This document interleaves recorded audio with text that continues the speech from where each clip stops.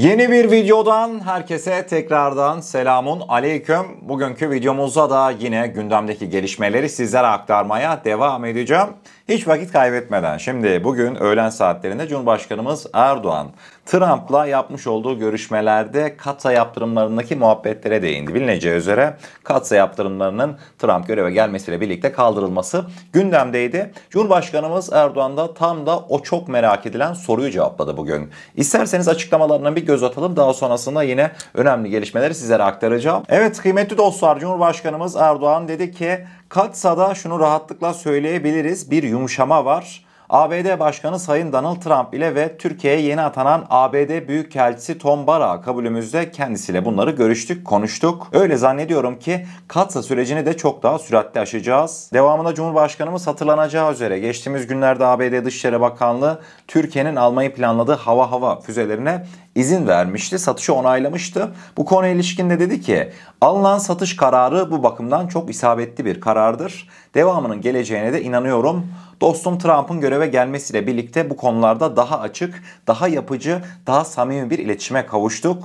Savunma sanayinden ekonomik ilişkilere, bölgesel güvenlikten küresel sorunlara kadar Amerika Birleşik Devletleri ile ortak çıkarlarımız var diye Cumhurbaşkanı Erdoğan açıklamalarını sonlandırmıştı. Zaten Cumhurbaşkanımız Erdoğan belirtmiş ama özellikle de hükümet kanadından yapılan Amerika ile Türkiye ilişkilerinde Trump sonrası döneme ilişkin çok önemli bazı değerlendirmeler var. Mesela Ömer Çelik'in bugün ben açıklamasını gördüm. Diyordu ki Trump göreve geldikten sonra bir protokol kalmadı ABD ve Türkiye liderler görüşmesinde. Örnek veriyorum, Cumhurbaşkanımız Erdoğan yani 10 dakika içerisinde ABD Başkanı Trump'la iletişim kurmak mı istiyor? Çat, protokolsüz bir şekilde alo diyor, Trump karşıdan alo diyor. Yani kolay bir şekilde iletişim artık mümkün diyor. Akıllara da şu geliyor.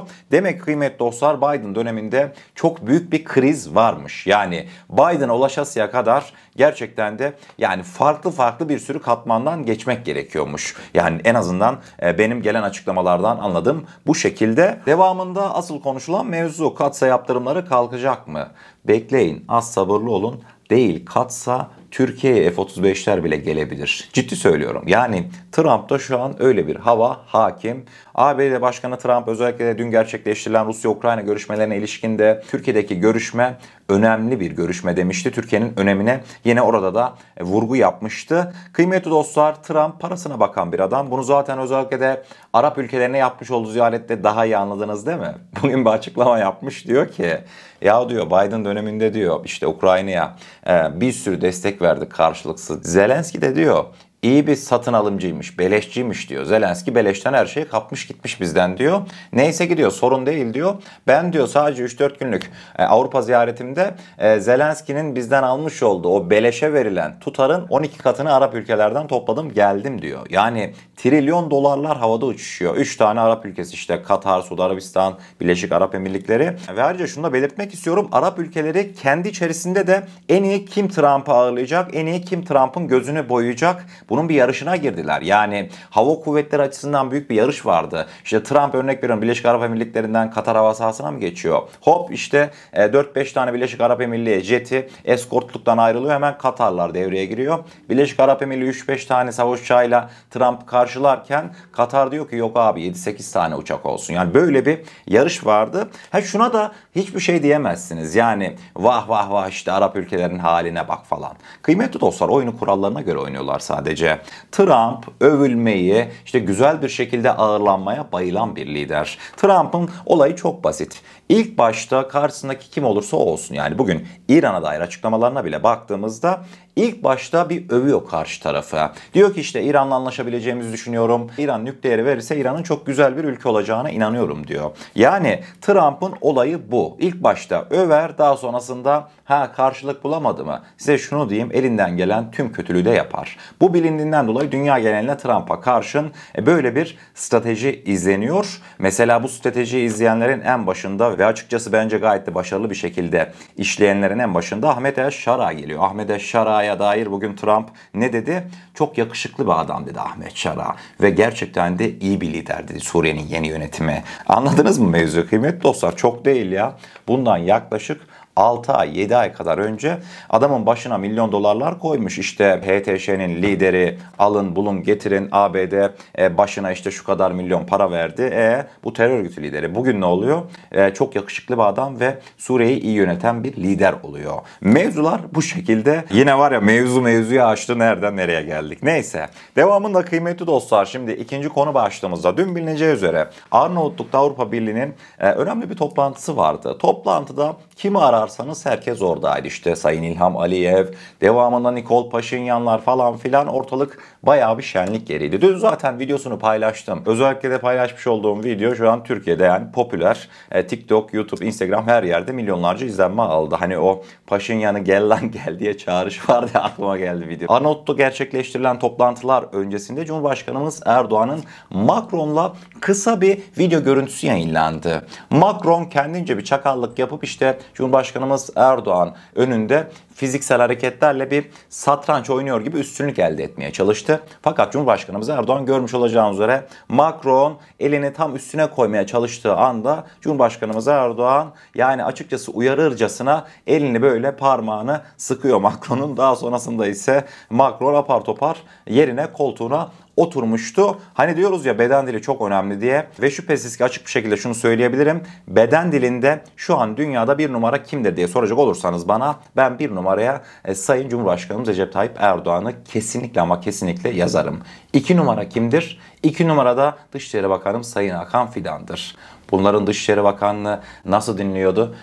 Yaz oğlum. Elinde bir tane Bennett'ın defter, kitap. Hakan Fidan'ı dört gözle nasıl dinliyordu? Hatırladınız değil mi o görüntüleri? Hani dedim ya Arnavutluk'ta cümbür cemaat tüm Avrupa Birliği üyesi ülkelerin liderleri oradaydı diye. Kıymetli dostlar, Avrupa Birliği'nin toplantısında Arnavutluk'ta yapay zeka ile toplantıya katılan ülkelerin çocuklukları canlandırıldı ve işte hoş geldiniz, örnek veriyorum, Türkiye'ye diyordu Cumhurbaşkanımız. Herkes kendi dilinde söylemekteydi. Devamında tabii özellikle de o videoda benim bir şey dikkatimi çekmişti. Dikkatimi çeken şey neydi biliyor musunuz? Hani liderler sırayla mutlu mesut eğlene eğlene şen şakrak selamlar veriyorlar. Herkes birbirine gülüyor ya. Ukrayna Devlet Başkanı Zelenski'nin şu bakışına bakar mısınız? Bu bakış var ya, aslında ne anlatıyor biliyor musunuz?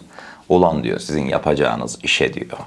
Ortalık yangın yeri. Bir Ankara'ya gitmişim. Ortalıkta ne yaptığım belli değil. Oradan oraya dolanıyorum. Düşünsenize, rezalet, kepaze bir diplomasi yönetimiydi. Ukrayna'nın elinden de açıkçası bir şey gelmiyor. O adamlara da bir şey demek istemiyorum ama Zelenski'nin ne yaptığı belli olmayan diplomatik atılımlarla bir Ankara'ya gelmesi, acele işte acaba İstanbul'a gider miyim gelir miyim diye düşünüp en son Ukrayna'ya gidip dönmesi falan felaketti. Yani ortalık gerçekten de çok ama çok karışıktı. En son Cumhurbaşkanımız Erdoğan adama nezaketinden, madem geldin Ankara'ya, Trump Putin gelmeyecek yani, bari ayıp olmasın gel bir görüşelim, liderler zirvesi yapalım kendi aramızda. Şu an açık bir şekilde İstanbul'daki toplantılarda Rus heyet 4 tane bölgeyi istediklerini söylemişler. İşte Luhansk, Donetsk, o hemen böyle sınır hattı var ya. Devamında 4 tane bölgeyi Ukraynalı yetkililer hayır demiş, öyle bir şey olmaz falan filan demiş. Ruslar toplantıya ara vermişler, dışarı çıkmışlar. Sonrasında Rus muhabirler Rus heyete diyor ki 4 tane bölge demişsiniz Ukrayna heyetine. Onlar işte teklifi reddetmiş. Ne düşünüyorsunuz diyor. Rus heyetin başkanı da demiş ki 4 falan demedik 5 dedik ama daha fazla uzatırsa 6 olacak Ukrayna demiş. Yani açıkçası biz bir araya geliyoruz, oturuyoruz, toplanıyoruz ama sen süreci uzattıkça ben bu sefer Kiev'e kadar girerimin mesajını veriyor. Isparta Dağ Komando Okulu'nda dünyanın en iyi keskin nişancısı yarışması düzenlendi. Şimdi ben bu haberi anlatıyorum. Diyebilirsiniz Kaan kesin sen bunu söylüyorsan birinci bizizdir diye. Vallahi gerçekten de öyle. Ama ikinci de biziz. Ama üçüncü de biziz. Vallahi yalan konuşmuyorum. Bizzat Milli Savunma Bakanlığımız paylaştı. Şu açık ve net. Rakibimiz yok biliyor musunuz? Kendi aramızda yarışıyoruz. Ya düşünsenize, Kara Kuvvetleri'nin iki farklı time ayrılmışız biz. Karşı tarafa örnek veriyorum. Mehmet Gil'in ekip birinci, Ahmet Gil'in ekip ikinci. Bir sonraki yarışmada Ahmet birinci, Mehmet ikinci. Yani olaya bakar mısınız? Demeyin şunu sakın işte. Ya kardeşim şöyle ülkeler katılmış. Yani babalarının katılmış olduğu yarışmalarda da çok güzel gördük. Kendi özel kuvvetlerimizin nasıl bir yarışma performans sergilediğini. Yani mevzuya birazcık buradan bakın. En azından yani tamam da İtalya falan filan yani gönüllemek için yine altın madalya vermişler İtalyanlara puanlama usulünde ama İtalyanlar falan en azından şöyle bir listede insan bir ilk 3'e 5'e girmeye çalışırdı ama dediğim gibi izin yok. biz ambargoyu koyuyoruz yarışmaya. Bu yarışma iptal edilmez, merak etmeyin, biz düzenliyoruz. Başka yerde düzenlenince sürekli iptal oluyor bileceğiniz üzere. Devamında kıymetli dostlar, günün öne çıkan sosyal medya gelişmelerine hep birlikte bir göz atalım mı son olarak? Detaylar bir karşımıza gelsin. Bugün sosyal medyanın nabzı nasılmış hep birlikte öğrenelim. Hindistan, Pakistan ve müttefiği Türkiye'ye ekonomik misilleme başlattı. Bloomberg'in yapmış olduğu habere göre Hindistan, Pakistan'la gerilim sonrası Türkiye ve Azerbaycan'la ticaret ve turizm ilişkilerini askıya aldı. Hükümet Pakistan'dan tüm ithalatı yasaklamış. Ayrıca tüccarlar Türk elması, mermeri ve kuyumculuk ürünlerini boykot etmekteymiş.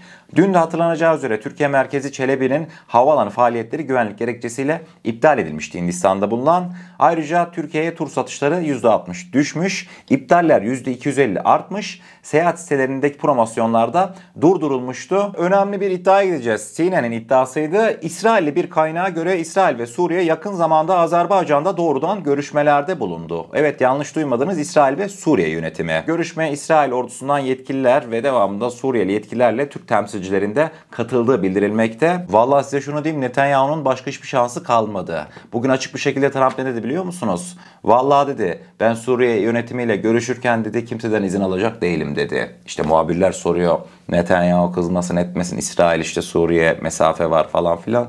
Vallahi ben kimseden izin almam dedi. Durum böyle olunca ne yaptı Netanyahu? Hemen geri vitese taktı. Daha öncesinde düşünsenize, hiç İsrailli yetkililer Suriyeli yetkililerle görüşür müydü? Yani size şunu diyeyim, bu toplantıyla birlikte aslında İsrail'in o ansızın sağa solu bombalamış olduğu harekatları vardı ya, Suriye sahası içerisinde geçtiğimiz aylarda bayağı yaptı bu harekatlarını. Aslında Trump'ın Ahmet el-Şara ile görüşüp Ahmet el-Şara'ya Trump'ın onayı vermesiyle birlikte İsrail bundan sonra kafasına göre hareket edemeyecek. Çünkü niye? Ağababası o yolu kapattı. Trump açık bir şekilde kimseden izin almam dedi. Hazır şimdi Suriye'deki diplomatik gelişmelerden bahsettim ya kıymetli dostlar, şüphesiz ki Suriye'nin özellikle dünya diplomasisine açılmasındaki en büyük etken bileceğiniz üzere başta Cumhurbaşkanımız Erdoğan ve Türkiye'ydi. Tabii ki de kıymetli dostlar, Suriye'deki halk da bu durumun gayet iyi farkında. Dün mesela Şam'da bulunan Kasyon Dağı var ya, hani Dışişleri Bakanımız Hakan Fidan'la Ahmet Şara'nın kahve içtiği o manzaralı Şam manzaralı dağ var ya. İşte Suriyeliler dün Kasyon Dağı'na teşekkürler Türkiye yazısı yansıtmıştı. Suriyelilerin teşekkürünün en büyük sebebi ise dediğim gibi Türkiye'nin dünyadaki diplomasi açılımında Suriye'ye kayıtsız vermiş olduğu destekti. Sosyal medyanın öne çıkan gelişmelerini sizlere aktardım. Umarım haberlerimizi doğru bir şekilde anlatabilmişimdir diyorum ve videoyu bitirmeden sizlere bir duyuruda bulunmak isteyeceğim. İnşallah bundan sonraki dönemde haftalık savunma sanayi gündemini YouTube'da World of Türkiye TV'de hep birlikte ele alacağız. Zaten yorum kısmına sabitleyeceğim. Dün yayınlamıştık videoyu. Gidip oradan bu hafta savunma sanayinde neler oldu izleyebilirsiniz. Çok kıymet verdiğim değerli büyüklerim bir iş teklifinde bulundu. Ben de kabul ettim ve bundan sonraki dönemde inşallah haftalık savunma sanayi gündeminin nabzını World of Türkiye TV'de tutacağız. Destekleriniz orada da oldukça önemli. Beni bu vakte kadar hiçbir zaman yalnız bırakmadınız ve kaşla göz arasında bir anda son 1,5-2 aylık süreçte 100.000 abone oldu kanalımız. Yani ben daha öncesinde hayal dahi edemezdim hani 2-3 ay öncesine döndüğümüzde. Tabi bunda özellikle kısa içeriklerimizin etkisi çok fazla ve bu vesileyle aramıza son dönemde katılan takipçilerimize hoş geldiniz diyorum. Asıl macera, asıl serüven Allah izin verirse daha yeni başlıyor. Plaketimiz bir gelsin. Güzelce bir kutlamada yaparız artık. O zaman ne diyelim? Kendinize çok iyi bakın. Allah'a emanet olun. Bana bu vakte kadar vermiş olduğunuz tüm değerler, tüm teşekkürler için Allah sizlerden 1000 kez razı olsun. Ne diyeyim? Sağlıcakla.